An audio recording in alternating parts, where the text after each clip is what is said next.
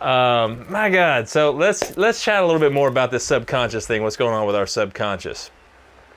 Because I've actually spoken with several of you throughout over the last couple of weeks, and you have had some really cool things that you guys have wanted to create along the way that you've wanted to begin to form, shape, create, or attract to yourself, and they're awesome. But I want to go ahead and tell you that a lot of what I've been actually receiving from each and every one of you, this is a typical thing, is a very general idea of what you want to create. And so we need to actually begin to talk details, because the subconscious is going to work off of really two things. It's going to work off of the details, and it's going to, so you need the framework. Your desires, your general wants are the framework. It's like the canvas, okay? And then we need the details to really be able to create within the framework of those wants and desires. And then the next thing we need is to practice feeling. And this is probably the most important thing. I know I've mentioned it before, but I'm actually going to talk in some detail tonight about that, because it is essential. Where are we creating? What are you creating, and where are you creating? These are questions you need to ask yourself. If you still think that you're creating something outside of you, then you haven't heard what I'm saying. You first must create within yourself. All the universe is within you. And so the very first thing we need to recognize is all the creative process that's taking place is going on in your conscious and subconscious. It's going on inside your mind. For us to be able to bring forth that creation here, now we're going to talk about the action, the things later that can begin to happen to really sink in and drive those things forward, so that we can see all the things that we created inside of us manifest outside of us. But the very first thing you must realize is that the creative process is taking place within your own mind, within yourself. You're not actually creating outside of you. So your subconscious isn't working in time. You're consciously coming into this class, or going into, hopefully you've been practicing some of the affirmations and some of the other things I've given you to practice, but you're consciously coming in with this idea that I'm going to attract all this wealth, or I'm going to attract a business, or I'm going to attract my lover, or I'm going to attract whatever it is that you're looking for. I'm going to attract this thing, or I'm going to create these things. And that's amazing. However, if you take those desires and you try to apply them to your subconscious isn't going to grab a hold of them in that same way. Your subconscious is not going to immediately just manifest what you consciously want or desire. If that was the case, we would all, the world would look quite a bit different, wouldn't it? So the vast majority of the time, what's actually happening is you're consciously looking, you're looking at the world, and you're seeing it. How you're seeing the world around you is the way in which you're actually internally creating. So if you look around you and you see, if you see that if you think of yourself, or that if you think of yourself as a bad business person, or if you have a negative view of yourself, let's just use one thing so that I can be clear. If you think of yourself, if you're just talking about business and you want to create a good business, you want to create wealth for yourself, but you think of yourself in negative terms, like you're not a very good business person, and you're probably judging yourself in that way because you have not had good success moving into that moment, right? So if you haven't had success in business up until this point, then you think to yourself, I'm a poor businessman. I'm poor at business. If you think of that, if you think of yourself as that, then you're never going to attract or create good business partners. You're never going to attract or create the wealth through business. It's not going to happen. Because you've already established subconsciously that you are bad at business. Those things, however, come because you're actually looking at your track record, right? So if I'm looking at my track record, and my track record says this business failed, I wasn't successful here, I started this thing and it didn't work out, I was trying to attract my dream lover and I just attracted an abusive individual, or I attracted somebody that is not even flowing with me at all, or whatever. Well, the reason why is because you're actually attracting what you're vibrating at. It's called the law of magnetism. Whatever vibrational frequency you're moving at, you're functioning at, is the exact same thing that you're going to actually receive. You're going to begin to attract into your life. And so if you are, for a lot of people that are looking for lovers or looking for life partners or whatever that looks like for you, sometimes they'll find that person and then 20 years later, 15, 20 years later, they're not even really good friends with that person that they attracted 20 years ago because they changed so much along the way, and maybe their partner changed as well, but not in the same way. They're vibrating in a different way. However, here's the thing. If you actually identify as that physical vibrational frequency or mental vibrational frequency, then you've missed who you are altogether, and now you're stuck in the playground again. If you identify as that bad businessman or woman, now you're stuck in the playground. Now you're kind of imprisoned in the thing that you're creating. And the wild thing for us is that we have to recognize everything is being created right here. Everything is being created right there. So somebody name one thing that you have wanted to create, something that you're wanting to create or attract to yourself. Just one thing. Give me one thing. One person. Shout it out. Oh, wow. Nobody has anything that they want to create. Great. I'm so glad you guys are in this class. This is going to work out so well for you. Go ahead, Shanna. Not a roller coaster of different feelings, but consistent. Okay. So emotional consistency. Okay. All right. Somebody else. Give me one. Give me another one. Health. Wealth. Okay. Yeah. Wealth, emotional. Okay, we'll just take those two. Those two are actually really great because they're on two very different ends of the spectrum as far as attraction or creation. One is you're actually you want to create something within yourself, and that emotional thing that you're actually wanting to create, emotional consistency, is actually already within you, right? However, they're both, and wealth is already within you as well. However, here's the thing. People that are creating wealth are always looking outside. They're trying to create it out here because they don't see wealth within them. And I'm going to explain that in a minute. People that want to create emotional consistency think that it's all within them. The problem is within them. I'm going to tell you that creating either one of those things is actually coming from the same place. You're actually looking outside of you for the solution. The individual that's an up and down, that's a roller coaster emotionally, is stuck in this perceptional world in which they live. They're living in this perceptional world of duality. And so they are continually in flux. They're feeling and sensing and seeing, and they see evil and they see beauty and they see stress and anxiety and they see pleasure and they see all these things. And as they see these things, they're actually feeling those things as well. And so now I'm feeling, one minute I feel happy, the next minute I feel sad or depressed. I can feel great one day and next week I feel crappy, right? Feel depressed the whole week, feel low the whole week. Some of that can also be chemically released according to your thoughts as well. And so you can begin to change those things both on a biological level and on a purely emotional thought level, okay? But the very first thing we have to do for the emotional consistency is we have to begin to recognize what you're actually creating. You need to create from within yourself. How you see yourself is how you're going to see the world around you. It doesn't matter what you're seeing around you. Stop. If I could get all of you to be blind for 2 minutes, you would see better than you ever have in your life.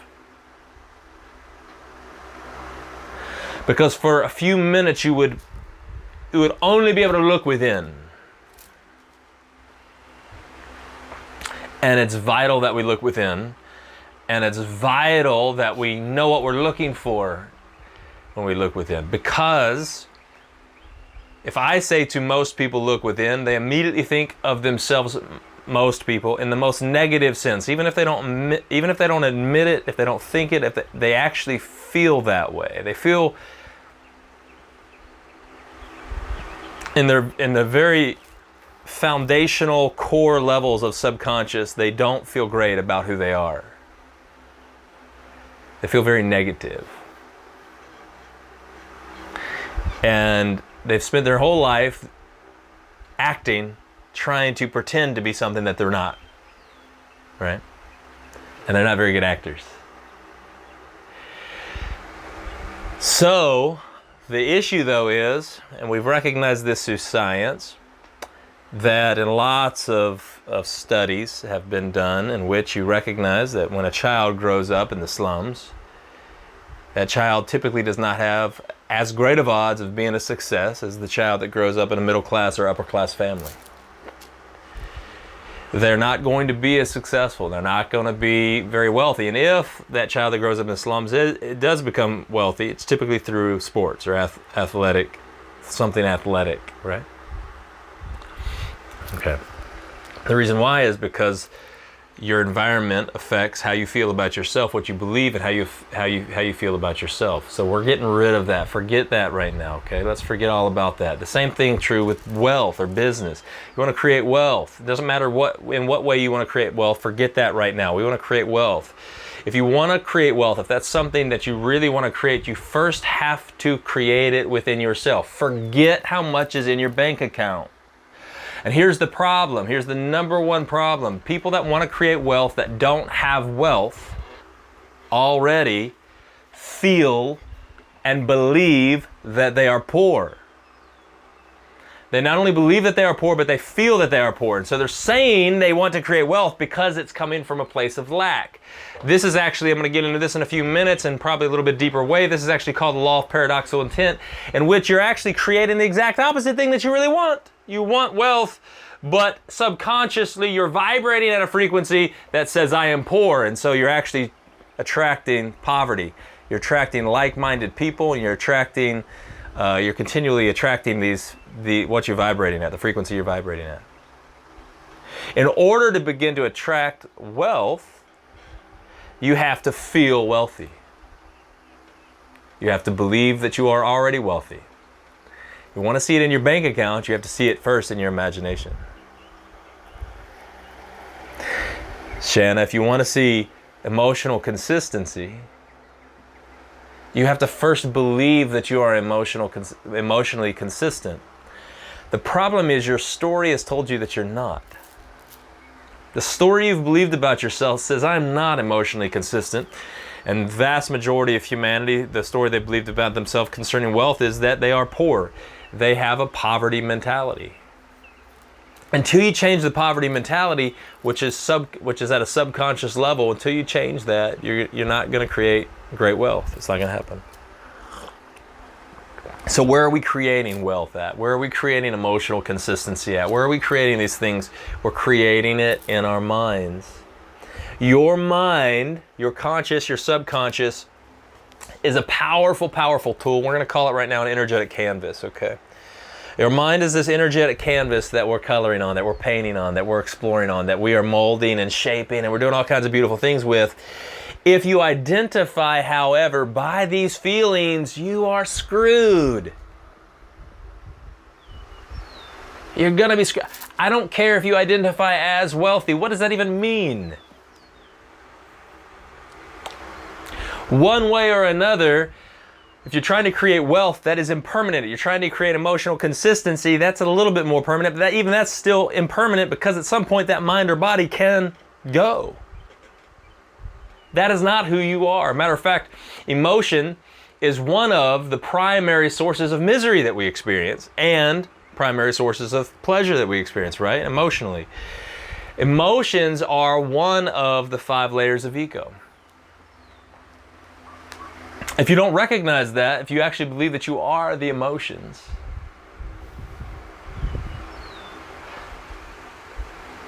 see, I can't really help you create emotional consistency until you fully realize that you are not the emotions that you're feeling. Does that make sense, Shanna? Yeah? I cannot help you create wealth as long as you're still at a subconscious level believe that you're poor. As a man thinketh in his heart, so is he. According to your faith, let it be unto you. If you believe you are poor, then you will continue to attract more poverty. This is just the way it works. So we're talking about the framework, the subconscious framework. A lot of that, even wealth, Harm, if you were to say, I want to attract wealth, I want to create wealth, that is a very general, that is what I would call subconscious. That was just the framework for what you want to create. That's a great starting point. But if you are trying to use that in your affirmations and say, I will have wealth, your subconscious is not going to translate that well. Your subconscious needs to have more detail filled in to it. So understand something. A lot of people, when they pick up the habit of smoking, right? They pick up the habit of smoking. How many of you have ever picked up the habit of smoking? You felt addicted to smoking? Anybody? I hope none of you, but that's awesome. Harm did at some point. I've enjoyed smoking cigars. I've never been addicted to smoking at all. But the people that do have a habit of smoking, they're not just addicted to the nicotine. They're actually in a habit of putting something in their mouth. So then when they're trying to kick the habit, they're also often putting something in their mouth. That's a habit energy. It's like an oral fixation, but their mind is creating this thing that they need this. They need it in their mouth. They need the feeling. They need the constant action of smoking. It's just the action of smoking. And if they can replace that, so people have had no problem replacing cigarettes for something else that they're smoking, right? Because it's still smoking. As long as it's something that they're smoking, they can typically replace that. The only way to really break that habit is to either stop doing it for a significant length of time, for at least 4 weeks, most studies show, or you begin to replace the subconscious feelings associated with smoking. What caused the habit? Why do you feel poor? Why are you emotionally unstable? These are questions that you don't have to have the answers to begin to really play in the subconscious, but they're great questions to ask and great questions to explore. All right? Everybody with me? So your subconscious is the energetic canvas in which we're creating on. There, I wrote down a quote. The subconscious mind is the universal conductor, which the operator modifies with his thoughts and feelings. I thought that was a great quote.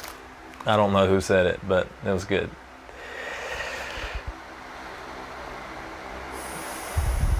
So everything that you want to create, everything that you have a desire for is just the framework for what you're actually going to create. That's all it is. Just framework.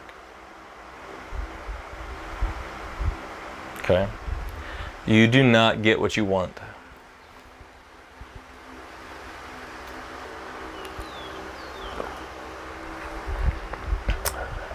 You will not create, you will not attract what you want. You attract what you are. You attract what you believe. And what you are is a belief. I'm not talking about who you truly are. I'm talking about your story. I'm talking about the narrative. I'm talking about the creative functioning, okay? It's a belief. Poor is a belief, just like rich or wealthy is a belief. It's not actually what you are. Happy is a belief, just like sad is a belief. Depressed. These are beliefs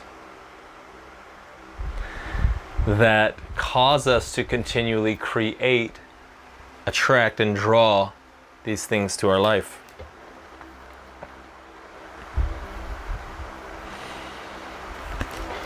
Creative power of the subconscious is on the detail. So, let's get a little bit detailed. How many of you guys have been working on those affirmations? So, the scripture says, so he sent forth his word and he healed them.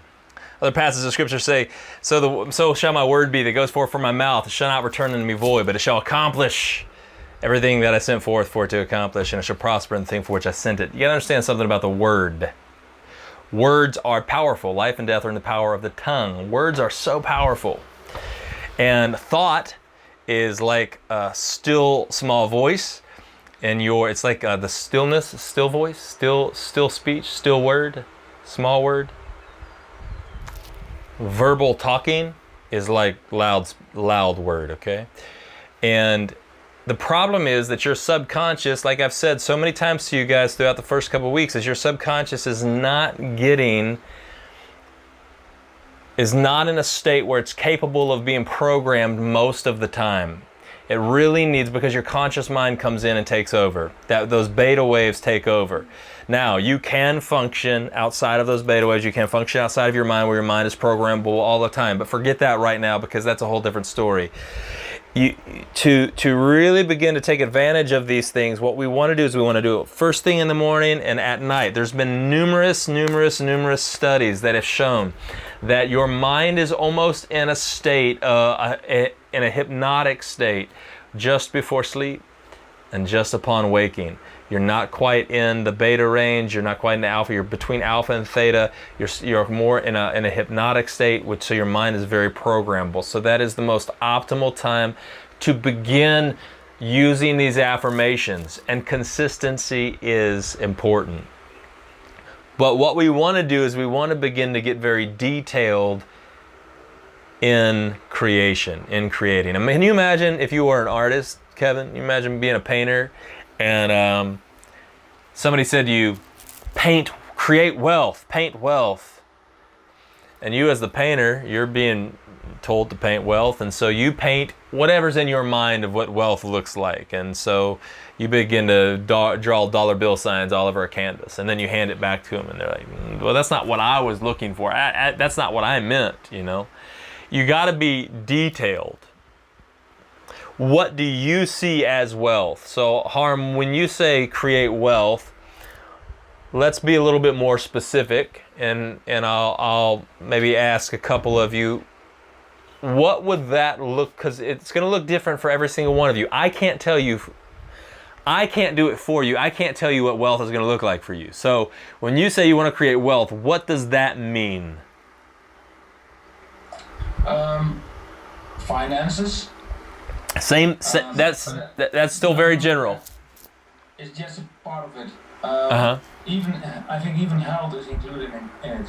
Okay, but let's put that aside right now. Obviously, wealth could be many things, but let's be specific about what kind of wealth you want to create. You said finances, but finances is still very general, isn't it? So your subconscious isn't going to comprehend fully finances or wealth. You can begin to feel better about yourself a little bit. It might help a little, but let's get specific. What kind of wealth do you want to create? What kind of finances do you want to create? Do you want to create $1? A euro? How about you, Harm, do you want to create 100 euros? Yes. No, you don't want to create, you're not trying to attract 100 euros. Anybody can attract 100 euros. Right? Yeah, I don't know. So how much money do you want to? How much money would you want to attract? How much money? If you could attract whatever you want, how much money do you want to attract? $1 billion. $1 billion. Okay, so now we're being a little bit more specific. Now 1 billion. If I were to look at every single one of you and say, "Hey, I'm wealthy," every single one of you would have a different idea what that means. If you look at me and you tell me you're wealthy, I have no idea what that means. I literally wouldn't make any judgment. I would be like, "Sweet. You got like $100? No, I'm kidding. I mean, for me, wealthy means lots of things. It could mean any number of things. For Laura, it could mean something entirely different. I don't know what wealth means to Laura. I've never had that conversation with her, right? To Kevin, maybe wealth is having, $50,000 in your bank account or something. I don't know. But now if I were to look at you and I would say, I have $1 billion, would you think I was wealthy? Yeah? So if I looked at you and I said I had $1 billion, you would immediately say, oh, he's rich. He's a billionaire. My God, that's pretty impressive. That's awesome. Now we all can understand that $1 billion means that you're rich. Even in today's society, $1 billion, being a millionaire is no longer the goal in today's society. Being a billionaire is.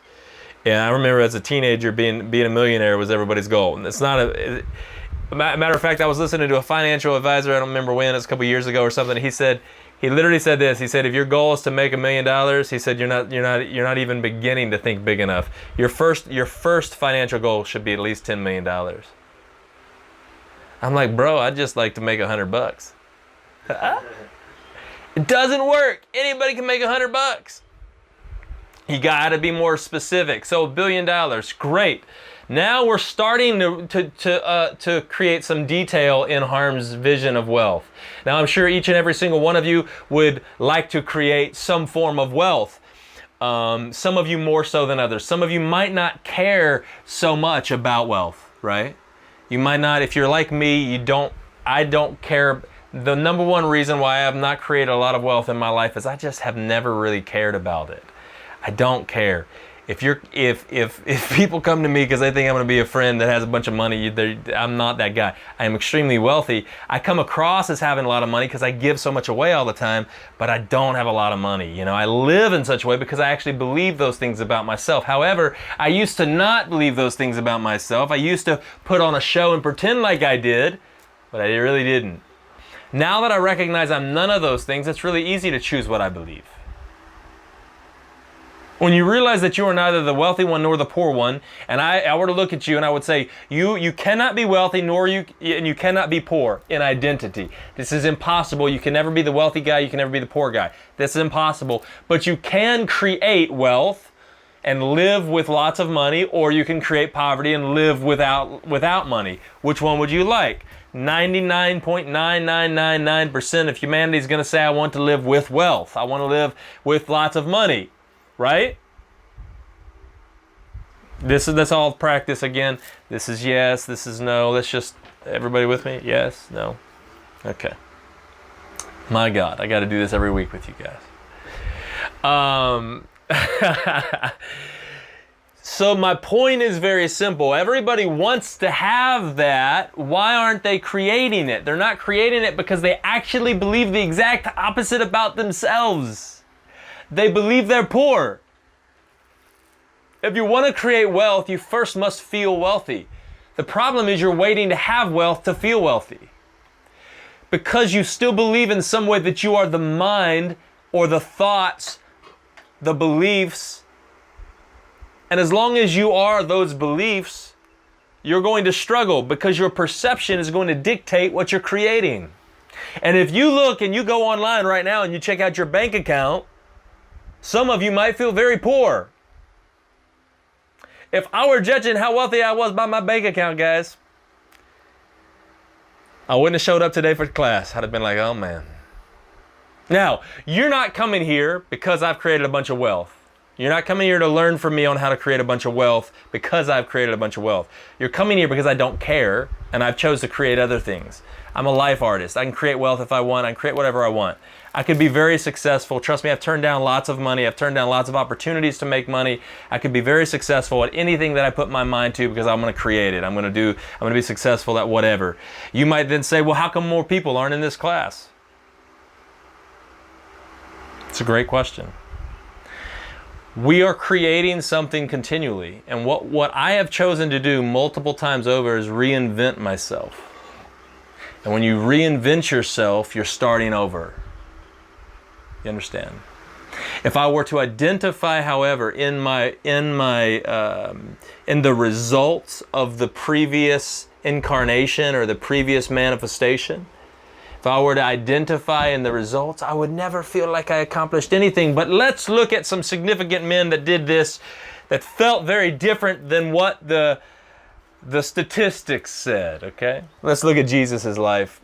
Jesus, my mentor. He never wrote a book. No, he is not the author of the Bible. Never wrote a book. Never started a church because he's not the founder of Christianity. He never started a religious system. He had 12 close followers.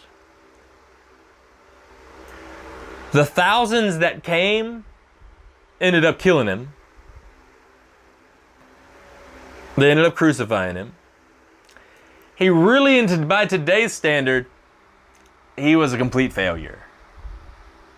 He was killed by some of his followers, right? I mean, he was a failure. He didn't make a lot of money. He didn't have a bunch of money in the bank account somewhere. He was not a published author. No one, I mean, he was well known. He was either hated or loved, but that was really the only thing. If it was a popularity contest, he failed miserably.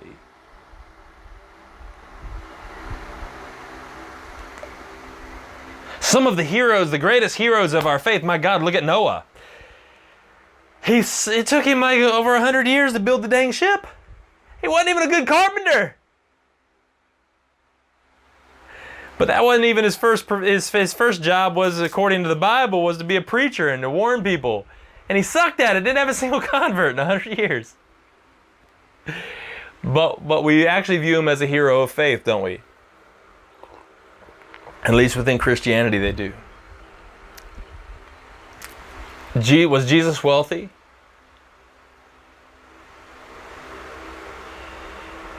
It depends upon what your view of wealth is. No. Did he have vacation homes and properties and he didn't even have a van to cruise around in. He had to steal a donkey. He had to steal a donkey just to ride into Jerusalem on, you know what I mean? He didn't even have a car. He's your homeless bum walking around on the streets with a few people that decided they were going to also be homeless with him. I mean, but he was magnetic. He actually talked businessmen and tax collectors into stop working, quit your job, quit your business, and just come follow me, be homeless with me, bro. It's going to be awesome. That's some crazy magnetism. Now, if he was really negative about himself, Kevin, and he thought really poorly of himself, and he thought, man, nobody even likes me. Would he have convinced Peter to quit his fishing business and come follow him if he thought to himself, no one likes me, I'm a loser, I'm a failure, what am I gonna do? Had he thought that of himself, he would never have convinced Peter to quit his prosperous fishing business. I'm not sure how prosperous it was, but at least he had a business. He would never have been able to convince Peter to lay that thing down and come follow him, would he? He would not have. There was a magnetism about Jesus. Now, what I want you to begin to create within your own imagination, inside of your own mind, is a certain kind of magnetism for the desired thing. That's what we're creating. Jesus was not chasing money. Probably the number one reason why I've not chased money in my life is because I didn't want to be money's bitch. I didn't want to be a prostitute. So I have not chased money. Matter of fact, I've done quite the opposite. I am about people. I'm not about money. Jesus was about people. He was not about money. And he was not trying to give people what they wanted to hear, was he? He was not interested in telling them what they wanted to hear. Listen, there are churches full all around this world, people getting what they want to hear.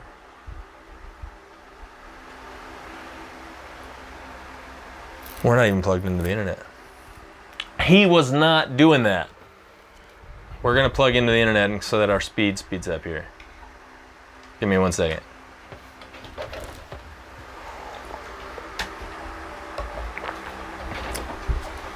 So, first things first, we want to create a certain kind of magnetism.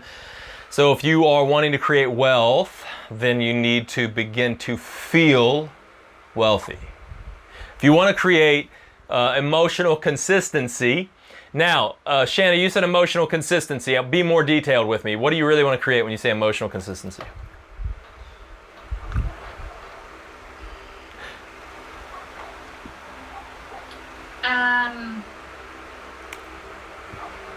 I don't even know how to answer that question, actually. Okay, so here's the deal. I want to say, I want you to think about it for a few minutes. Okay, I'm going to come back to you while I fill in some blanks for you and for everyone else. Here's the deal. If you don't know, you consciously couldn't even answer the question, and yet you wanted to create the thing that you didn't understand. Do you see how the subconscious can't grab that? The subconscious can't really grab a hold of that because there's not enough understanding there for it. It's not detailed enough for it to grab a hold of. So what you're going to end up with is some awesome framework, but you're not going to have anything else. And so we have to be more detailed in the creative process. We've got to become more detailed in the creative process.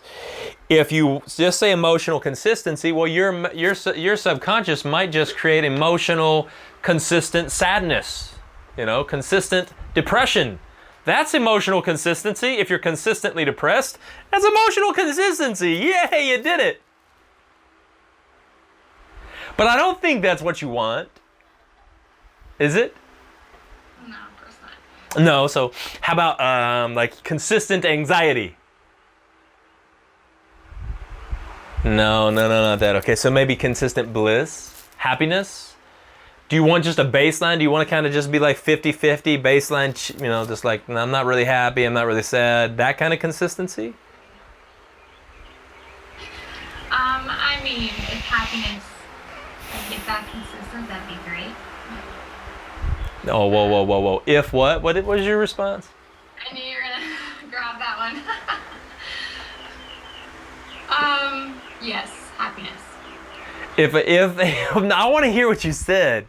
Repeat what you said. Repeat what you said, because this is important for you. I said if because I don't know if I could, because I feel everyone else so much, so maybe it's not me that's necessarily what it is, because I'm feeling it with them. Okay. If I could create happiness, then yes, I would. If that was something that I could create, you will never create happiness as long as you believe that way or feel that way. You will have moments of happiness. And typically those moments will be when you are outside of your mind and you're just in the moment and you're enjoying something, and it'll be like, wow, this feels really nice. And then your conscious, the beta, all those beta brain waves will kick back in, consciousness will kick back in, you'll be like, oh crap, here I go again, I'm feeling bad again. And so you can talk about how you're feeling others all the time, but here's what I'm trying to tell you. Even when it comes to others, I believe you asked me the question, can you create in others? And I said, well, it's really important that they have to understand a few things. You can begin to create in others. I'm just really cautious when I talk about this, because I don't want people trying to do negative things with it, right? Or trying to like brainwash people or something. But if I were to tell you that you could create something in someone else, you could create happiness in them, but in order to create happiness in someone else, you would first have to see them as happy. And let's say that you were looking at somebody that you wanted to create happiness in. Every single one of you probably knows somebody that is depressed. Part of the time, maybe not full time, but depressed. Listen, you can't walk outside of your house nowadays without seeing somebody that's depressed. So let's all practice again. This is yes, guys. I want this is participate. This is yes. There you go. Great, Laura. That was good. Don't get whiplash, but that was good. You got a little overzealous there for a second, but I appreciate the zeal. This is okay. So everybody probably knows somebody that has depression. Do you want to see them depressed, or do you want to see them happy? Everyone would probably say you'd rather see them happy than depressed. Yes? Yes. Okay, you want to see that person that's depressed happy, and you're saying, within Christianity, we go and we pray for them. We're going to pray for them. Father, we want them to be happy. But how many people know somebody that's sick and you would like to see them healed? How many know somebody that's poor, but you'd like to, maybe he's homeless and poor, but you'd like to see them wealthy, or they're starting a business and they have nothing, but you'd like to see them really succeed. You really want to see them succeed. The problem is when we're praying for them, or when I talk about holding them in our heart, vibrating over them, if you see them as poor, you are not helping them. You're actually transmitting those negative vibrations all the way to them. That poor person, I just wish they could have more money. Or that poor sick person, I just hope they'll get healed. You're not helping them. You're making it worse. Like you are literally just creating more poverty, more sickness, more depression. And so I want you to begin to apply what I'm telling you right now to yourself. If you see yourself as poor, Man, I'm so poor. I went to the bank today to pull out $20 to buy groceries. How many of you have ever wanted to go buy groceries and you like stopped by the bank or you checked your account to see if you have money? You had to check your account to see if you had money for groceries, and then you like didn't even have enough to really go in and but maybe buy like one thing, or you were like in the negative. How did that make you feel? If anybody ever experienced that, how did that make you feel? I've experienced that many times. Let me tell you how it makes you feel. It don't make me feel that way anymore if it happens. I'm just like, everything I have need of having this moment. My God, this is so perfect. This is awesome. But in the past, let me tell you how it made me feel. Harm, I'd go to the bank, I have zero money in the bank, or I've got like $2, and here I'm thinking, thoughts would run through my mind. I'm a lousy provider. I'm horrible at what I do. Nobody cares about me. I'm never gonna be successful. All these negative, I mean, it would just feel shitty. Has anybody ever experienced that? Janet, have you experienced that?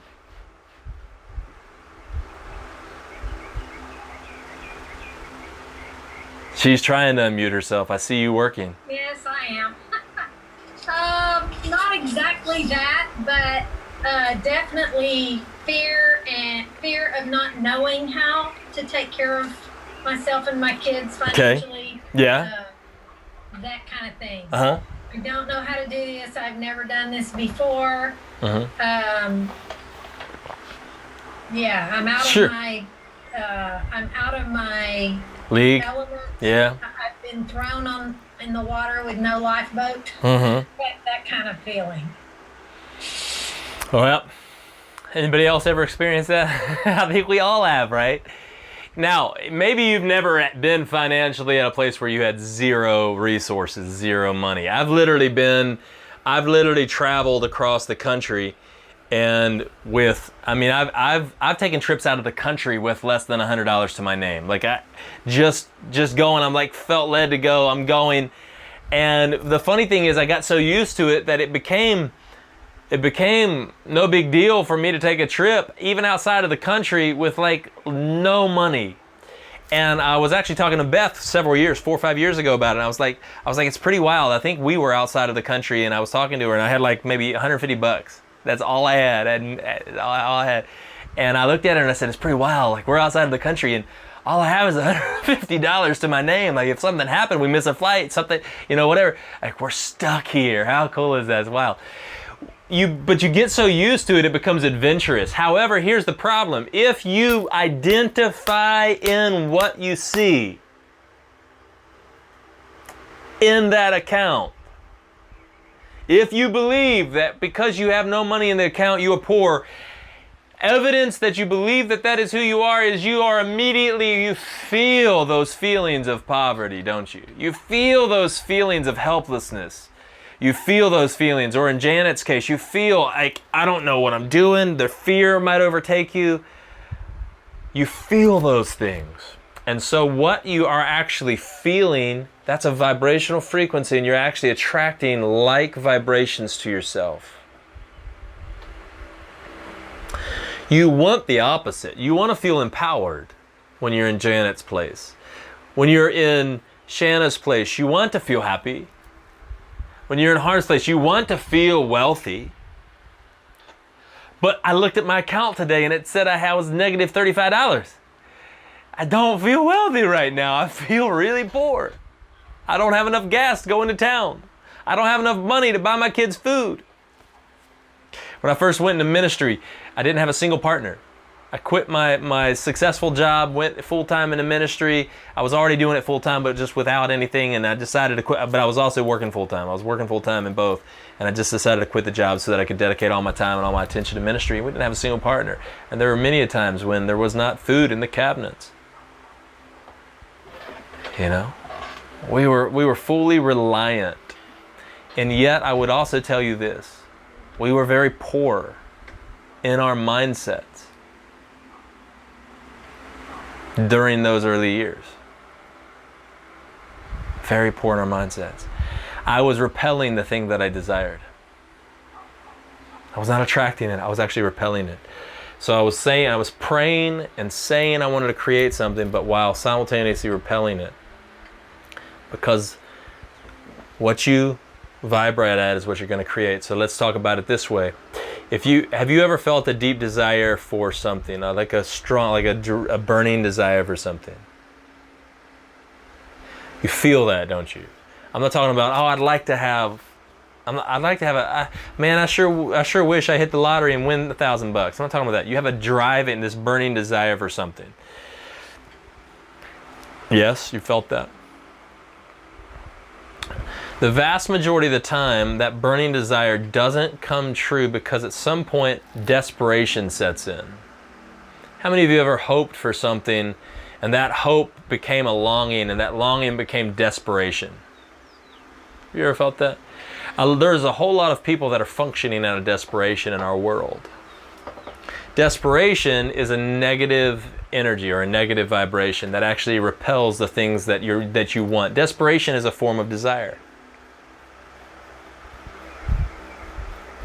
It's a very negative vibrational frequency of desire. So if want or desire is kind of your baseline, burning desire is that high level vibration, and desperation would be that low level vibration. It's repelling the thing that you actually want. So if I desire wealth, but I'm desperate because I have no money, I'm actually repelling it. But if I have this burning desire for it, I'm actually attracting it. Okay, does that make sense? Okay, so it starts there in your mind. Begin to recognize that if you have negative feelings, you're not creating what you want. And ask yourself this question: why do I have negative feelings? I went to the bank today. There was no money in the bank account. Why do I have negative feelings about that? Because in some way you have identified as the one that is poor. You're believing yourself to be poor. And so now you are going to continually create that. We have to change those feelings and those beliefs. Everything you're creating is in your mind. If you believe you're poor, you'll create poverty. If you believe you're rich, you'll create wealth. I've literally gone to the bank before, Laura, and honest, only partially true story because there's no truth in the story, but it's partially true. It's factual to some degree. I've gone to the bank before and checked my account, and I know I had bills due and we had groceries to buy, and I had like $20 in the account and felt really wealthy. I left the bank like, yes, $20. This is a good day. So wealthy. Feel so rich in this moment. Literally felt that way before. I've also felt the exact opposite. The reason why I was able to feel wealthy when looking in my account at $20 was because I realized at this point in my existence that I was the one that was getting to use that conscious and subconscious, play within the realm of conscious and subconscious. I got to choose how I feel. That nothing outside of me gets to dictate how I feel. Nothing outside of me gets to dictate how this body feels, how the mind feels, what thoughts, so on and so forth, are going through the mind. I get to choose that. However, if you're still identified as the body and the mind, you won't feel that you still can make that choice. I don't know if there's any one of you are even at that place where you really are able to continually choose how you feel. But you can. And what I'm telling you is if you'll follow some of these things, some of that is awakening, but some of that is just following those things in mental practice.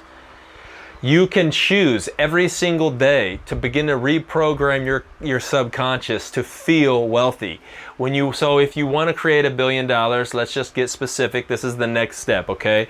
In the morning, first thing in the morning when you wake up, you would say, I have $1 billion. And intentionally place yourself as that being or as that person that has $1 billion. Feel as if you're literally feeling what it would feel like to have $1 billion. You're not just saying the words, you're feeling it. So now we've added some detail, and that's something your subconscious can get a hold of, because one of the things that your subconscious works on is feelings. It's very subjective. Your subconscious is very subjective. You realize you can talk yourself into being sad. Shannon, one of the things that you've done is that you've actually talked yourself into and believe that you're a feeler.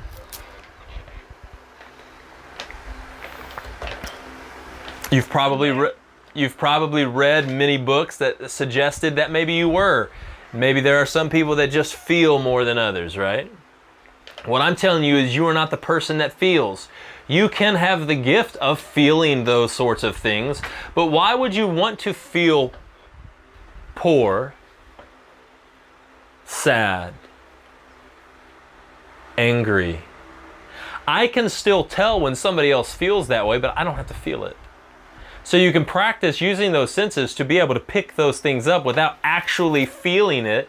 And then you get to practice using your creative potential, your creative powers to change that situation by, instead of feeling sad because you feel sadness on someone else, or feeling poor because you feel poverty on someone else, now I get to feel rich. And I get to see that person as rich, as wealthy. And I get to be so excited. So I move from this place of feeling, oh, I'm so sad for this person, to feeling, oh, this person is so well, they have so much. They're so full. They have so much wealth. They have money, they have wealth, they have happiness. And now when you hold them and you're vibrating over them, you're actually vibrating them over them at that frequency. Whenever I do healings of any sort, you don't see the sickness. If you see the sickness, you reproduce the sickness. I'm not there to heal your sickness. I'm there to help you realize that you've always been whole. I'm there to vibrate at the frequency of health and wholeness, so as to turn your physical condition from a negative vibration into a positive vibration. If I see you as sick, I'm not helping you.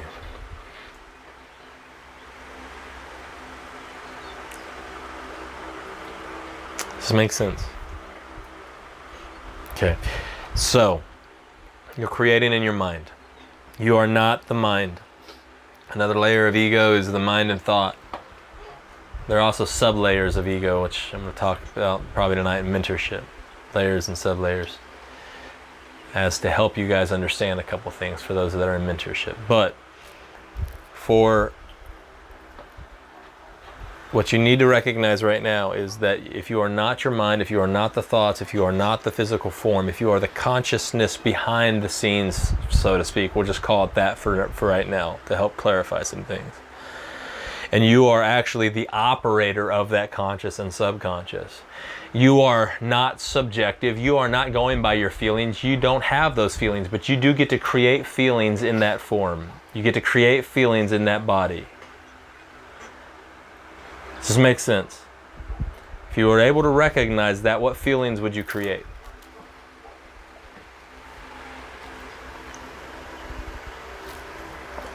You'd create powerful, positive feelings.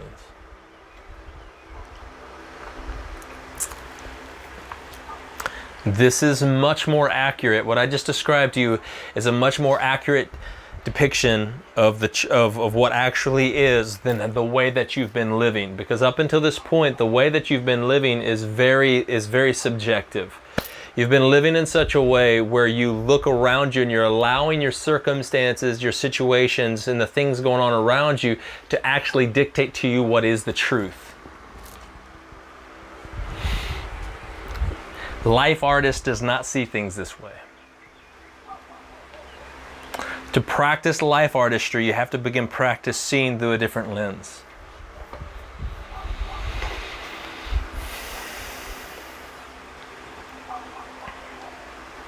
You have to begin, one of the things that I would like for you guys to all begin practice is observation without judgment. You must become free of your beliefs if you want to use belief.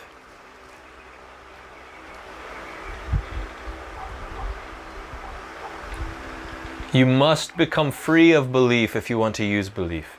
If you want belief to be a powerful tool in your creative tool belt, then you must be free of the belief. You must be free of the story you've been believing if you want to create whatever story you desire. See, Laura, you can't create the story. You can't write your own story while simultaneously believing that you are this story. As a life artist, you're constantly creating, writing, rewriting.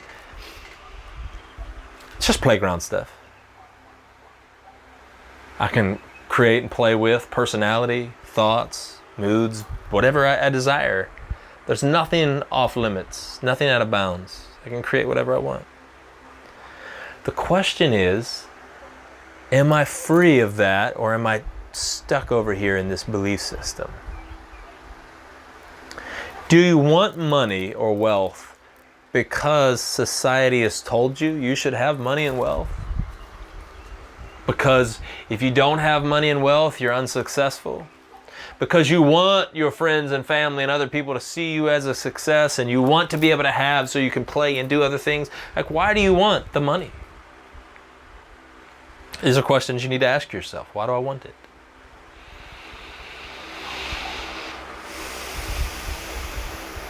Why do I want it? I've said this many times to many different people all through the country as I've spoken and done meetings all around the country and around the world. And I've said this, until you can give out of your poverty, you'll never give out of your wealth.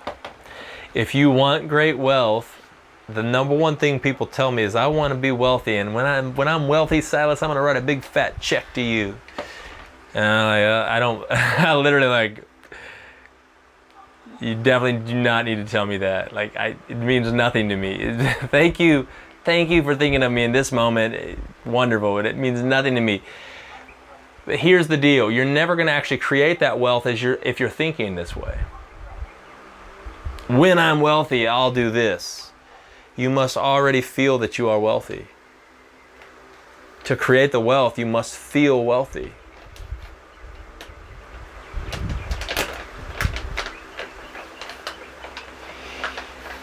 So one of the things that people say when they want to create wealth is they say they want to be able to give. Have y'all ever made that statement? Just, okay, to it, okay, yeah? You know, I'm gonna create some wealth, man. This business is gonna work, and when it works, I'm gonna really give. I'm gonna give a lot of money. I'm gonna donate a lot of money. I'm gonna do a lot of good with that money.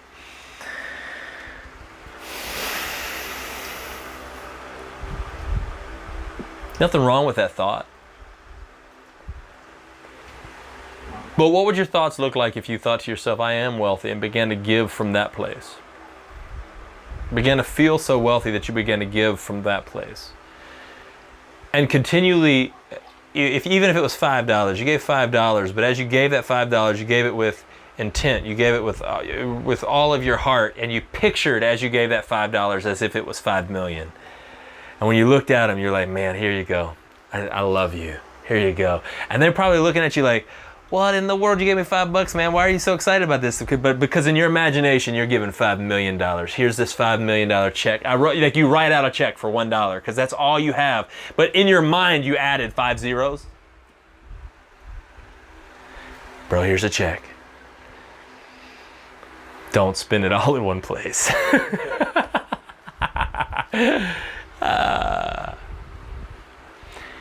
They don't even have to understand what's going on, but if you can imagine it, if you can see it, you can have it.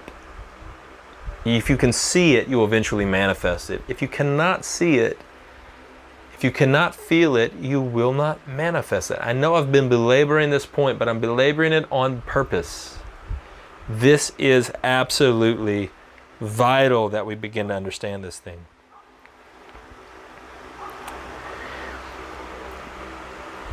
One of the reasons why I talk about life artistry the way that I do talk about life artistry, and so on the one thing, the thing I'm most passionate about is awakening, is just our true essence. And the second thing that this body, this incarnation, is most passionate about is playing on this playground, enjoying the moment I'm in. If I'm with you, I'm going to enjoy you. If I'm holding you in my heart, I'm going to enjoy you. And playing on the playground. I love playing. And I love awakening. I love living as an incarnation, God in this earth, if you will. It's just such a beautiful, beautiful thing. And one of the reasons why I love this so much is because my teacher lived that way. Matter of fact, my teacher said things like, he often said things like, if you have faith the size of a mustard seed, you'll say to this mountain, be moved and cast into the sea, and it will obey you. He said, if you believe, all things are possible to him who believes. If you believe, all things are possible. And I can just see the wild look in his eyes. I was dancing. I had a wild look in my eyes last night dancing at a wedding, and I was dancing. I had a wild look, and somebody called me. This girl comes up to me, this young lady, and she's like, "You remind me of Shaggy from Scooby-Doo." And I was like, "That is not a compliment." I was going. Apparently, I had the wild eye look. I was like, "Ah," and she got anyway. That has nothing to do with what I'm talking about. It just hit me. You need to have a wild eye look. Like, you need to have this wild awe-like look and recognize in yourself what it is that you're doing. You're playing on a playground, man. And you are the richest being. Your Father is the richest being in the universe. Like, there's nothing outside of your ability. You literally have blank checks that you can write at any point to create whatever you desire. This is the things that Jesus said. He said, if you believe, nothing is impossible. That's a blank check if I've ever heard one, right? So listen, this is really important. If you believe, who's he talking to? He's talking to other incarnations. This is as if you have a loaded account that is immeasurable, and you get to tap into that account. And if you really know how to write the check, you can tap into that account and create whatever you want. Play in whatever way you want to play. Feel whatever you want to feel. Because you're recognizing that you're actually associating yourself more with the account than you are with a form that's spending it. The essence that's fueling more than this thing that's being fueled. You are the essence that is fueling the form more than the form that's being fueled. Now, there really is no separation. I'm just trying to create a picture for you. All right? Just wanting to create a picture in your mind. You, again, do not attract what you want. You attract what you believe. So, if you at a subconscious level believe you're poor, but you want wealth, you will not attract it. If you are at a subconscious level are up and down emotionally or sad or whatever it is, then that's what you're going to attract to yourself. And you're going to continually experience those ups and downs. In order to change this, you must step back and recognize, observe, and recognize the inside of the mind. If you were to look at yourself in the mirror, just see your mind, see your brain, see your mind, see your being, and recognize that inside of this is where the canvas began. So if you're actually looking at your circumstances, you need to recognize that's what you created. You drew those circumstances into existence. Everything in this world, this is Eden to me. But to most people, this is not Eden, this is hell. To most people, the world around them is a world of duality. It's a world of war and fighting. To me, it's Eden. To me, this is nirvana. To me, it's so good. It's so perfect. I look around me, I'm like, oh man, it's so good. People are fighting and people are carrying on, and everyone's telling me, but look over there, look at that. That's ugly. That's awful. I'm like, oh, it's so beautiful. These people are so amazing. My God, it's so exciting. So, we're creating what we see and what we feel. And if what you see is dictating to you, then you're never going to truly create what you want. All right. I'm not going to belabor that anymore. You're with me?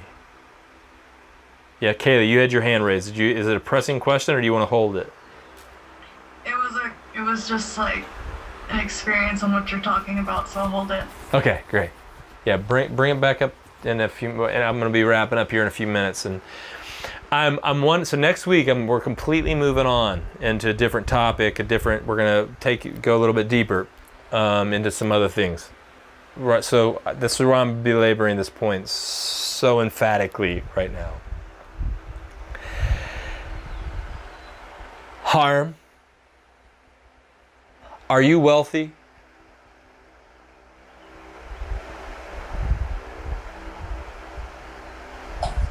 Yes, I feel wealthy inside. Yes. Okay. And I'm convinced that I can create from the belief that that I feel wealthy. Yes. You must feel it, you must know it, you must associate. So assume the mood of fulfilled desire. I said this to you guys last week. Assume the mood of fulfilled desire. See what you want and then assume the mood of that thing. What do you desire? Feel it. See it. Close your eyes with me. I'm not going to actually close my eyes, so just close your eyes.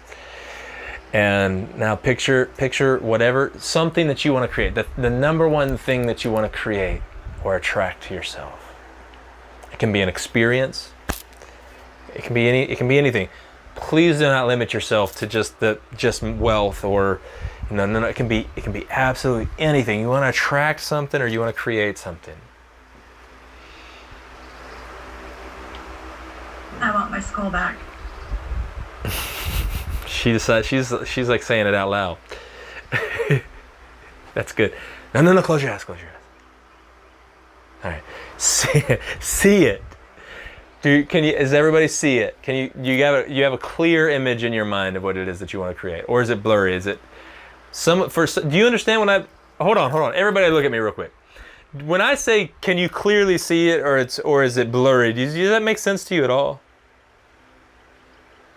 Some people this makes sense to, other people that doesn't make sense to them. If you close your eyes and you're picturing something, you should be able to see it in detail in your imagination. For some people, they haven't used their imagination in so long, they actually can't picture things anymore. That's one of the things I'm very fearful of our generation. They're not using their imagination very much anymore.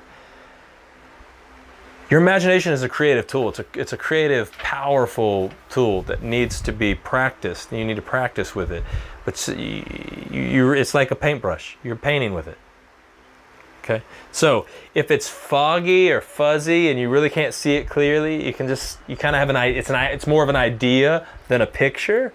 Then you need to practice with your subconscious. So you should leave class, and throughout the week you should practice visualizing things. Take a cup.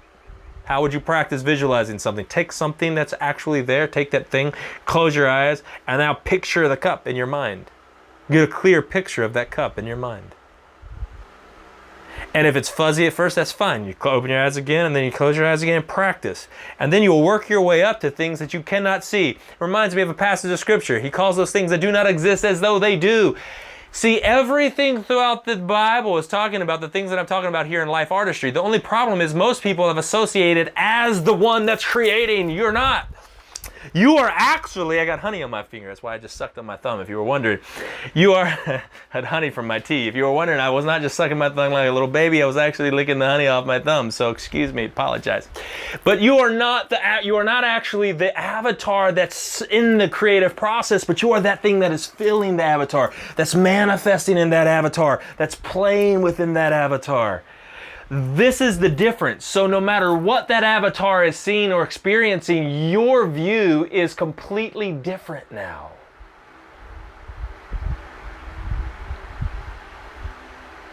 Your view should be completely different. It should be void of emotional attachments. I know this goes beyond this class. I recognize that statement goes far beyond this class.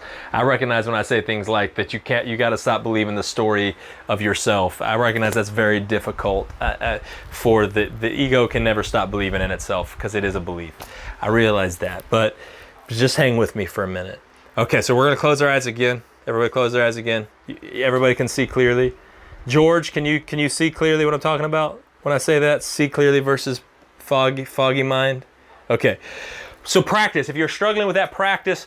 I would encourage you to practice even if you feel like you're not struggling with it because it's a powerful tool. So close your eyes, picture in your mind exactly whatever it is that you want to create, whatever it is that you want to attract, whatever it is that you want to draw to yourself. Can you see it? Yes, okay, you should be able to see it. I'm going to give you a few minutes. I want you to draw in detail. I want you to close your eyes, Shanna, stop looking. That's why I'm opening my eyes so that I can tell when you guys aren't listening. I want you all right now to take that picture of what it is that you want to create. So again, you cannot see wealth, but you can see very specifically, if you want to create something specific, you can see it. Now draw in as much detail with your imagination as you can. If you were wanting to create, let me use this as an example. If I'm wanting to create wealth or like the idea of wealth, then maybe I would draw in the big house and the car that I want and the dream, all the American dreams stuff. If you wanted to attract a lover, you would want to not just see the person that you're wanting to attract, but you want to feel. You would want to begin to draw in as much detail as you could.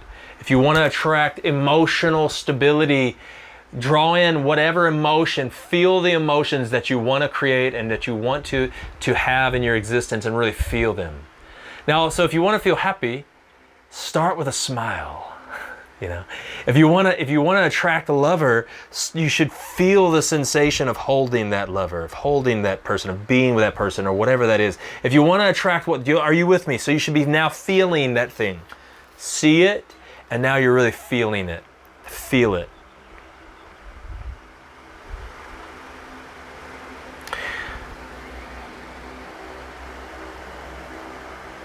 How do you feel right now?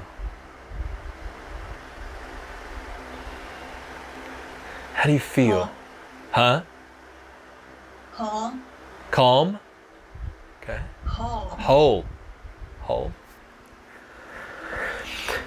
So here's the practice. Here's the thing that I want you to practice with all week. I want you to practice feeling of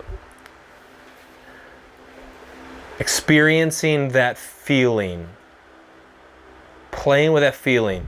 So when I do this all the time. I don't do it so much as practice anymore. It's just part of my existence. I do it all the time. Listen, if I tell you, I don't know if some of you might not know it, but I spend time with you. And if I'm spending time with you, I'm with you. And I'm not even talking, you might not even know that I'm with you. I'm holding you in my heart is what I mean. But it's as if I'm with you. I have all the feelings and the excitement and the joy of being with someone. Feel it. Okay? Because it's not really holding or vibrating over somebody or holding somebody if you can't feel it. And a whole lot of the time when I do that, often because we are so connected, very soon after, those people are either thinking of me or they're reaching out to me, they're sending me a message or an email or something, calling me. Hey, what's going on? How are you? But you should be able to feel what you desire. And this is a practice. And the main reason why you need to practice this is because up until this point in your life, you've probably felt the opposite of these things often. For instance, how many of you guys have I know many of you have mentioned to me at times, and even people that aren't in the class have mentioned that they wanted to create a life partner. I want to have a life partner, somebody to share life with. But a lot of times what ends up happening is they begin to feel negative about not having a life partner. So they're saying, I really want a life partner, but it's a really negative. Have you ever had a conversation with somebody that's really depressed about something, they're sad about something, and they're telling you something else, like they're telling you what their words are saying, yeah, man, I'm just believing for a life partner, and I've really been believing for this. And the word, everything they're saying is right, but the feeling, the vibe that you're getting from them is like, oh.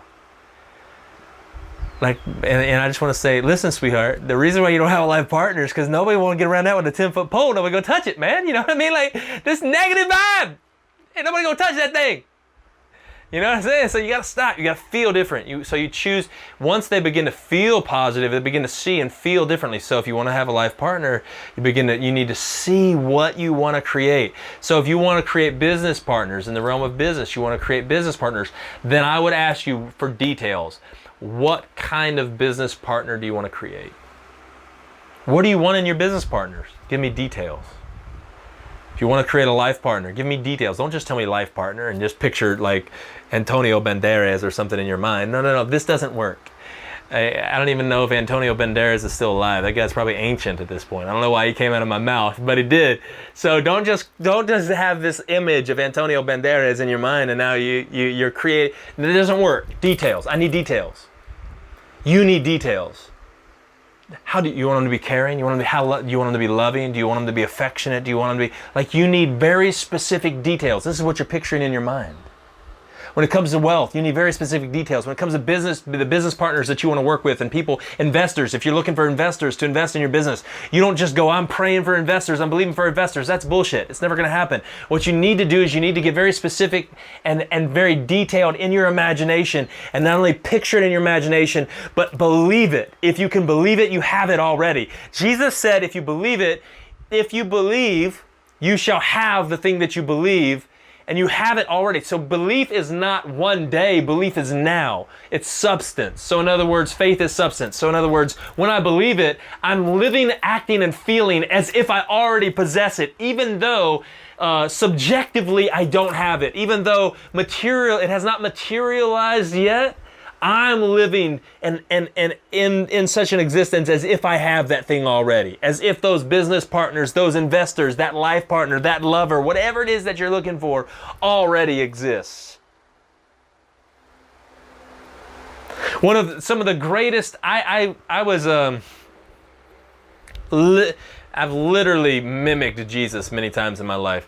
And there have been times where people were bound to wheelchairs when I had a healing ministry, and I would literally be like, and then I pulled the Peter one time. I said, in the name of Jesus Christ, I literally said, in the name of Jesus Christ of Nazareth, stand up and walk. This lady hopped up and began to run around the church. Like, this stuff has happened. She hadn't walked in 15 years. This stuff happens all the time.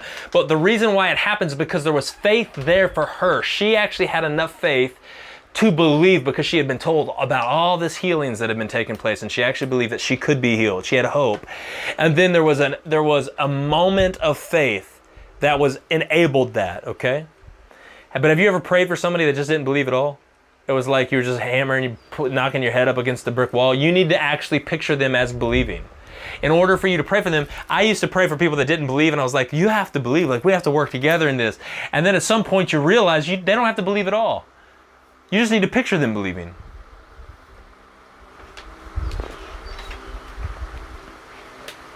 What do you want? If you want your life partner to be ugly, then picture him as ugly. You want your life partner to be, like attractive and caring and whatever, awakened, whatever, picture them, see them.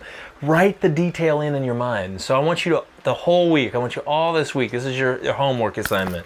I want you to practice drawing. And then I want you to draw a picture using your imagination of exactly what you want to create. Use as much detail as you can imagine. And then what I want you to do is, remember those Etch-a-Sketches that you would shake and it would disappear? Picture it, feel it, experience it, and then Etch-a-Sketch that shit. So you Etch-a-Sketch that thing, you shake that thing up, and it's back to a blank slate. And now we're gonna practice again, but I'm gonna try to add some more detail. It's like if I was learning to paint. Your first few paintings, you're probably not gonna hang on the wall. Probably ain't nobody gonna buy them, So we're gonna paint and we're gonna practice, and then we're gonna Etch-a-Sketch that thing. We're gonna erase it. And then we're gonna work on redrawing it, but even with more feeling, more detail. Be more specific, more feeling. So it's not just me working in my imagination of seeing that thing in my imagination, but it's me adding to it conceptually.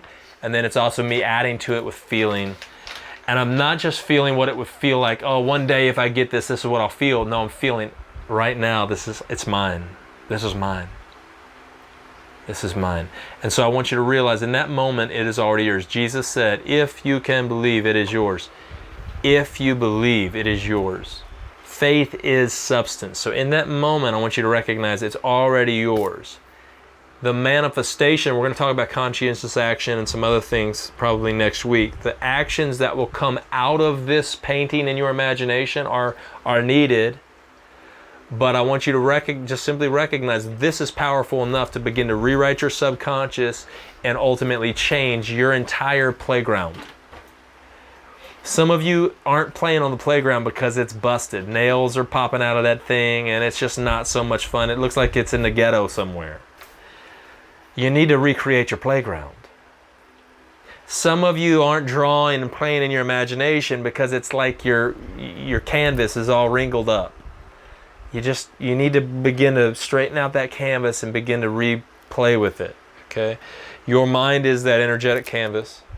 and the world around you, if you want the world around you to be different, then it begins by creating it in your mind. If you can see it in your mind, you can have it in manifestation. Okay? All right, so let's open up for some questions, comments. Let's start with questions and then we'll move into comments.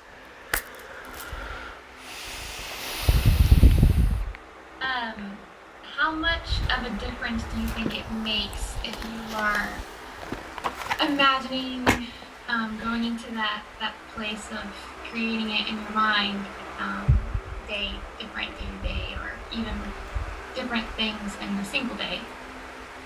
Yeah. So there's multiple different levels of creation, right? So some of what you're creating, you're just wanting to create and you're wanting to play with. You can do that, and some of that is just about what you want to feel in this moment. Hey, there's two different people. We went to a wedding the other day, and at this wedding, as an observer, somebody that observes, I play, but I also observe. And as an observer, you always recognize there's two different people at the wedding. The dancing starts, and there's two different people. I can be both. I can be either or.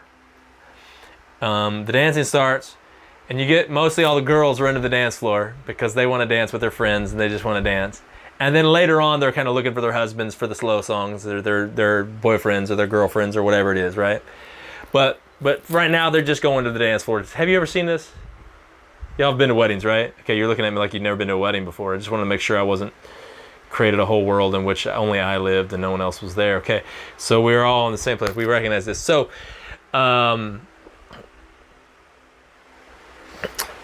everybody's on the dance floor, but then you also observe these people that are kind of standing off, and they're not wanting to go out on the dance floor. To them, that's a little too bold. They don't really feel like dancing. They don't know how it feels. They're very self-conscious, very worried about what other people are thinking, what they might think, or what they might look like. You know that kind of person. You might have even felt that way at times.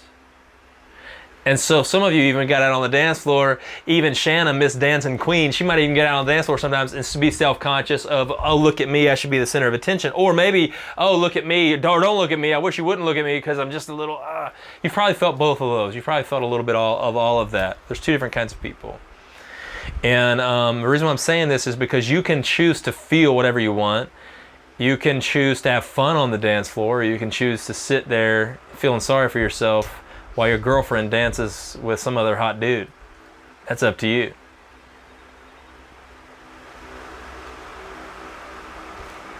You know? The point I'm making is that you can create whatever you want in each and every moment. But when it comes to programming your subconscious, you need to be consistent. You can't sometimes dance and sometimes not dance. You need to be consistent until it's changed.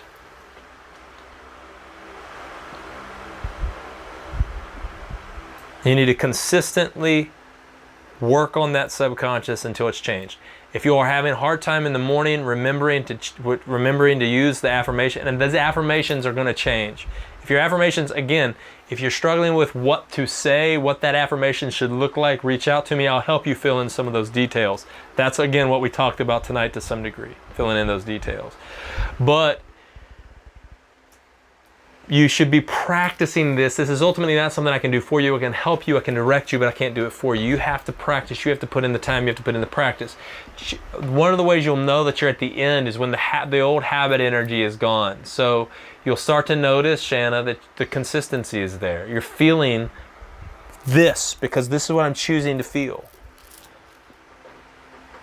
I'm creating this because this is what I'm choosing to create. So I'm slowly but surely changing the subconscious, reprogramming the subconscious. This is absolutely essential. You want to create wealth, but you have a poverty mentality. If your subconscious is stuck in poverty, you'll never create wealth. It's not going to happen. It's literally going to be a crapshoot. You'll have to hit the lottery to do it. Not going to create wealth. So you have to reprogram the subconscious. Some people don't realize how much poverty mindset they're living in. You must begin to reprogram the subconscious. You do that through very detailed, descript vision, and life and death are in the power of the tongue. So shall my word be that goes forth from my mouth. Ephesians 4 says we wash the bride, which is the subconscious, by the washing of the word. We wash the subconscious with the word. We're speaking over the subconscious with the word. This can happen at any point throughout the day. However, most of the time your brain is not at a point where it can receive that. And so that's why I'm saying it first thing in the morning and right before you go to sleep is the best and most optimal time to do it. What you need to do is you need to set an alarm. You need to set a reminder, preferably not an alarm because it'll disrupt the mind.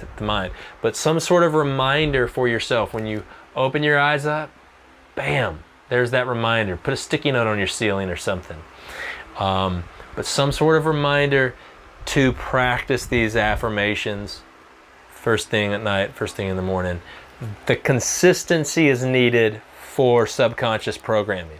It's not needed for just creating and playing. You don't need to be consistent unless you want to be the very best at the swing set. You don't need to be consistent to ride the swings. Okay? You play on the swings. Enjoy yourself. Create. Did that help? Does that help? I know it was not like direct answer, but when do I ever answer directly? Stephanie just shaking her head like never. I have given direct answers before, haven't I, Austin? Really? Shut up. He said rarely. It's just true. Okay, so anyone else? Any other questions?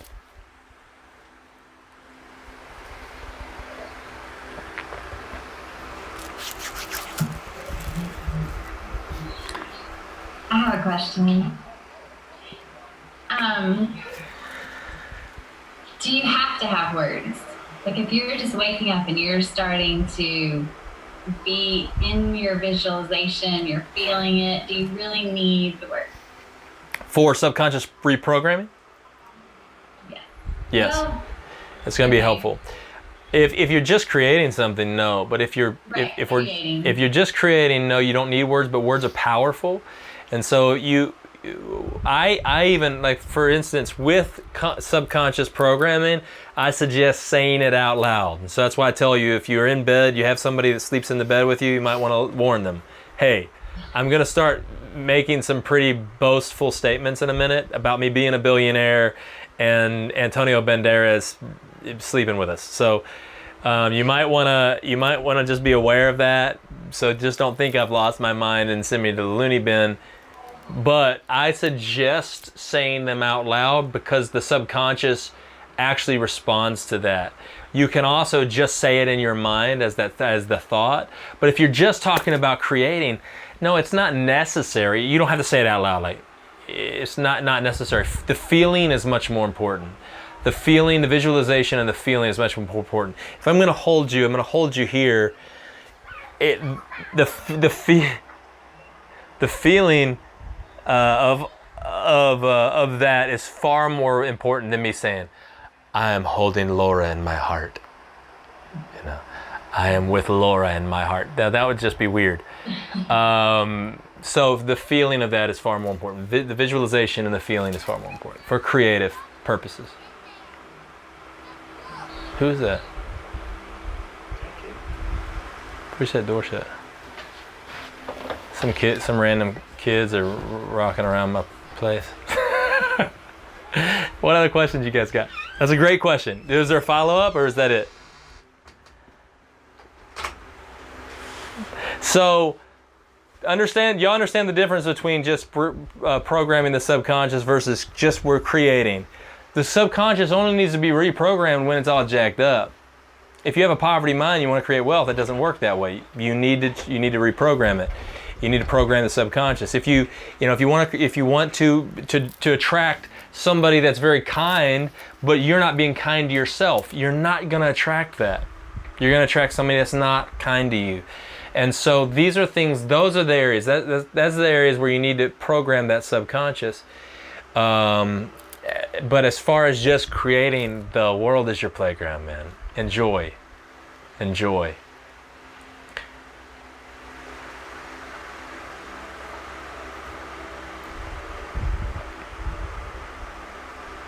But I know this, if you're going to create $1 billion, you better feel like a billionaire.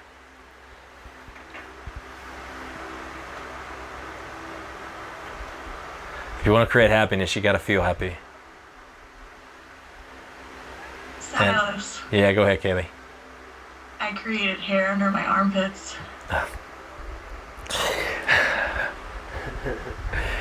It's beautiful, Kaylee.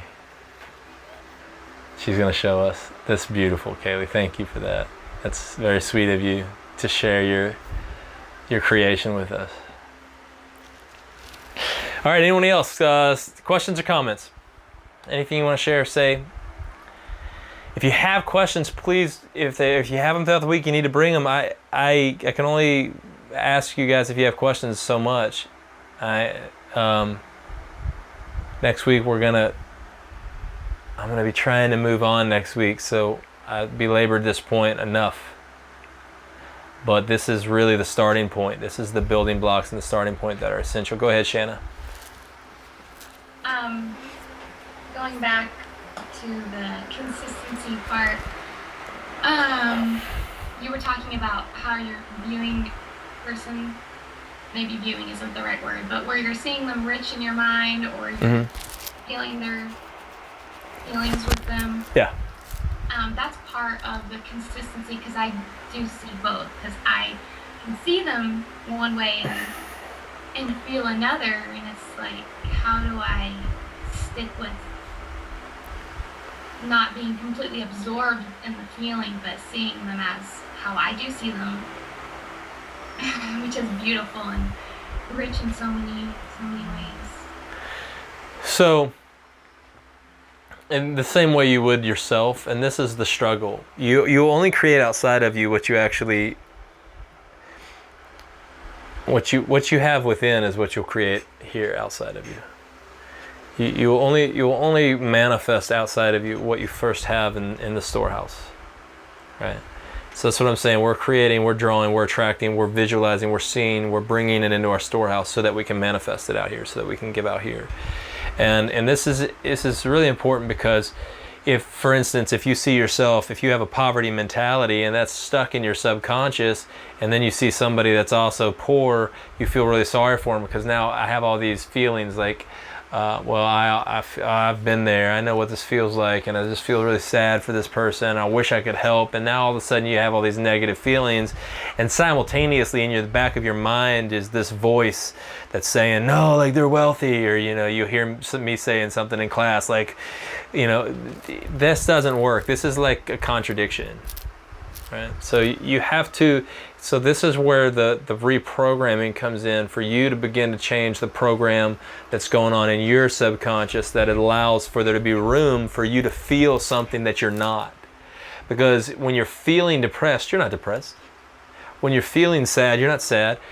But here's the deal, don't fight it. Don't judge it, don't fight it.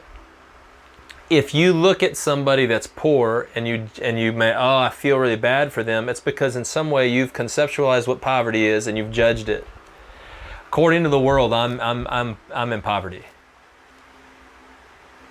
I haven't always been, but like according to society, I'm poor. You're never gonna feel that way about me. You're never gonna see me that way. You're never gonna feel that way about me. Not gonna happen.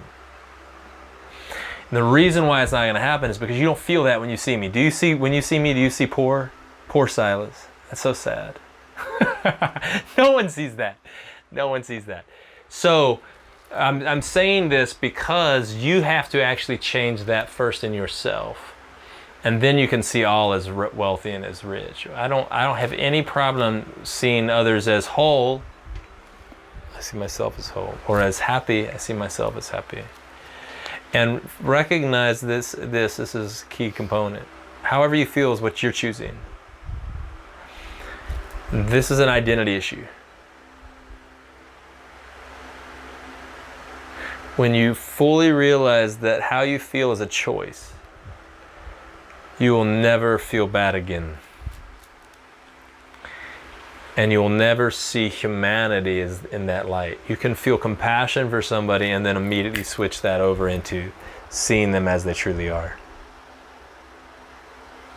But there's an enormous difference between compassion and the need for some sort of political correctness, or, I'm feeling sorry for somebody. That is not compassion. Compassion is love. Like, oh man, I love you so much. I give myself to you. Here, I give this to you. I just love you. That's compassion. It's not, oh, poor little thing. I'm so sorry for you. Jesus would have never healed anyone had he felt that way. So it starts within yourself. When you start to feel those negative emotions, observe them without judgment. This is a practice you must undertake, and that must become consistent. Observe them without judgment. Treat them like a friend. If you feel sad in that moment, your body, your mind is sad. That's what the feeling of sadness is. And so smile to the sadness. Take a deep breath. There you are. Like as if sadness is your long lost friend. There you are. You're so good.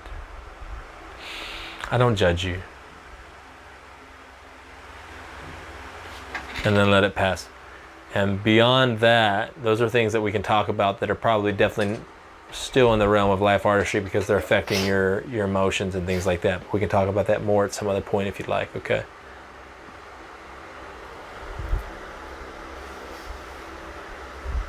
Okay, that's better. Yes. Kevin. Yeah, what about the scenario of like a little girl that's growing up and she has this idea of what she wants to marry, and she thinks, I'm going to marry a tall, dark, and handsome man. And Antonio I'm Banderas. the little girl. Yeah, it's all good, And, man. So what happens is he or me. Yeah. Let's take an example of something that you see often. Not very often, but she said, yeah, she had this formed up guy, and very gorgeous, this woman, and all of a sudden this little fat bald man came into her life and swept her off her feet. She fell deeply in love with this man, and he fulfilled her, and she was so grateful that she didn't find that thing that she formed up in her mind. And so my contradiction is, I trust my spirit man, but I've been filtered with a lot of crap. I'll still form it up what I think I want, and I want to defer to what the best is to come for me, not necessarily what I think I'm forming up. You understand what I'm saying? I don't want to form something that's going to turn on me, because a lot of people do that and they get what they want, and then they, like you said, you taught before that, then it's a nightmare, and I don't want that. Yeah. I mean, I formed up people in my mind that I've received, and I got off on it in a period of time because it really stroked my ego, and then I thought, that's what I thought I wanted, but that's not long term, and if I got that, that would really piss me off in the future. So yeah, let me respond to that, because that's an awesome question, and there's actually multiple questions layered throughout that. But first of all, what's most important is how you feel, and what you're wanting to attract is in the detail is much more than just looks, okay? When you're talking about a person. All right, much more than just looks. You can use looks as a part of that, but when it comes to real attraction of spirit, what you recognize in spirit, you're not attracted to looks. Looks are part, they're just a small part. What's beyond looks? Because looks are very impermanent, right? Looks are the first thing to go. I mean, they don't have to be. It's like worked in reverse for me. I think I look better now than I did when I was in my early 20s, but for most people, like, looks is the first thing to go. You get, hey man, wrinkles happen, and fat storage happens, and like injuries happen, and stuff happens. But that doesn't mean that they're not beautiful, and that doesn't mean that what you're really attracted to isn't found there. I've seen some the individuals that I'm attracted to it has very little to do with looks anymore, right? So first of all, just simply recognize that. Be detailed. You can still detail in the looks if you want, but what you're really looking for is something different. And how you're going to attract that is how you feel about yourself. If you want kind, you need to recognize and feel kind. You need to feel kind, not just picture them as kind, but feel kind yourself. And then you begin to manifest, as you begin to manifest that kindness attracts those that are kind, right? And so that sort of thing begins to take place. But I will say this, it's really important, because some of what I'm also hearing is that, I hear this a lot when people talk to me about the playground. When I start talking about the playground, I hear entrapments in there. And what you're saying is, I don't want to be entrapped. That's why I'm going to call this out. There's still some form of legality in what you're saying. And what I mean is, you're saying, this thing over here isn't going to last forever, but this thing has the potential to last forever. The most important person in your life is the one you're with. When you're talking about creating a life, if you're truly present, the most important person in your life is the one you're with. If you're talking about creating a consistent partner, somebody that you want to be partnered with, you need to let go of all of the legality with it that says it has to look a certain way, because in some way we have in our mind that things have to look a certain way, and you will always end up disappointed because things never end up looking exactly the way that you think they're going to. It doesn't matter how much you picture it in your mind, it won't look exactly like that. You can picture your dream house in your mind all you want, and you might eventually create that thing, but it'll burn down. And if you are identified as in that dream house, then when that thing burns down, you're going to be a mess. Does this make sense? You can attract that dream lover, that tall, dark, handsome man, Antonio Banderas, will sweep you off your feet. He has all the qualities that you're looking for, right? You can create that in looks and in kindness and in spirituality and all of that. You can create that, and it'll be awesome. But then he could also leave or do something different or change his mind or act, things change. So that's impermanence. So what I'm saying is, you are recognized clearly that you are creating and you are playing, but don't begin to get caught up in that thing as if this is my permanent creation. You create a piece of artwork. If you create a piece of artwork and you attach to that piece of artwork, you'll just keep redrawing that same thing and you'll never create anything new. Don't do that. And in our society, we live under so many laws and so many rules, so many unwritten rules and laws that we don't even realize that we're living under in the back of our mind. That's what my flow events are about, coming out from under those things. But in our society, we live under so much of that. Matter of fact, today, I used the bathroom at our friend's house. We were celebrating her birthday today, and I almost didn't wash my hands. Because on her toilet is a list of 7 bathroom laws. There were 7 rules. The first one was wash your hands. I'm like, hell no, you ain't gonna tell me what to do. You know how I am. Don't tell me what to do. So I did wash my hands because I wanted to, not because that sign told me to. Anyway, that's all in jest. I'm glad 2 of you smiled. Being silly, but back to the point. The point is very simple. Still recognize, Kevin, that no matter what you create there, that it is still impermanent. And so you might create a life partner, but listen, if Beth is my life is my life partner, the only one I have at the moment, right? If she were to look at me today and say, "Oh, you know what, Silas, this thing makes me happier, or I want to go be with this person or that person," or I'll be like, "Sweet, like you're gonna be here on the weekends, like what's going on?" If she said, "No, like I'm going," I'll be like, "Man, if this makes you happy, I'm so happy for you." Because I recognize, and I'm getting big eyes from Laura. Laura's giving me the really big eyes right now, like, what?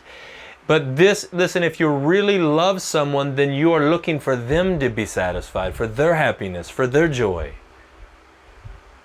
And I recognize fully that there's impermanence there. If I place law upon another, I will always place law upon another as long as I have in my idea that what I'm creating is under some law. Does that make sense?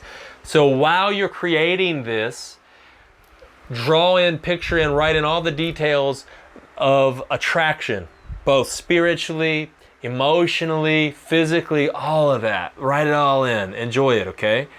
But then here's the thing. Don't get attached. You are not the one that's just enjoying that. You're participating, you're playing. It's going to be something that's going to be beautiful. but don't attach to it. We only attach to it when we identify as the form. It's the attachment that's going to come with misery.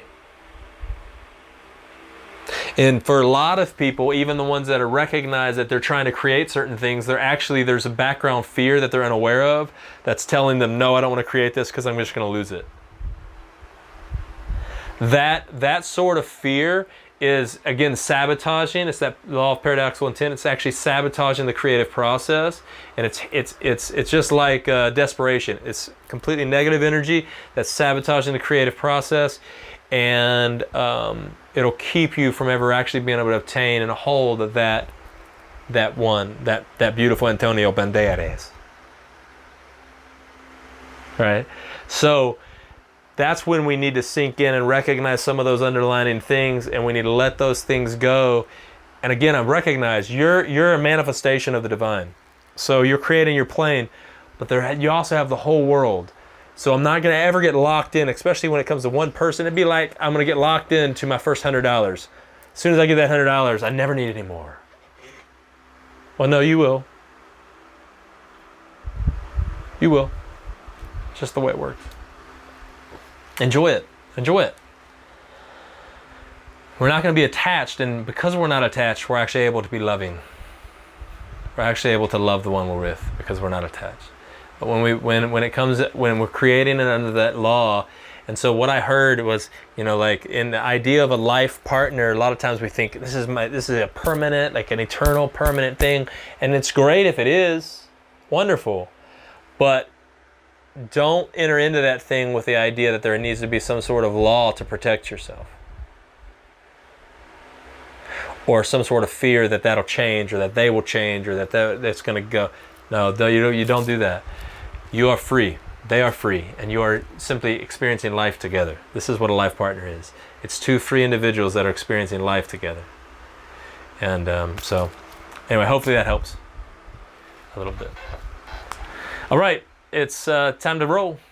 I love you guys. Thanks for being here. Next week, I'm gonna jump into a bunch of new stuff. So. We're going to completely get off the topic of this subconscious programming and stuff, so we're not going to be going down the road, but please practice this week, really drawing in the detail in your mind. Play with that. Again, if you have questions, or if you want to explore that deeper, you want some help with maybe some of the affirmations or whatever, please don't hesitate to shoot me an email, silas@ekstasis.org. I love you guys. For those in the mentorship, give us about 10 minutes, and we'll be popping off at about 9:07, okay? I love you guys so much. Thanks for being here. Talk to you soon.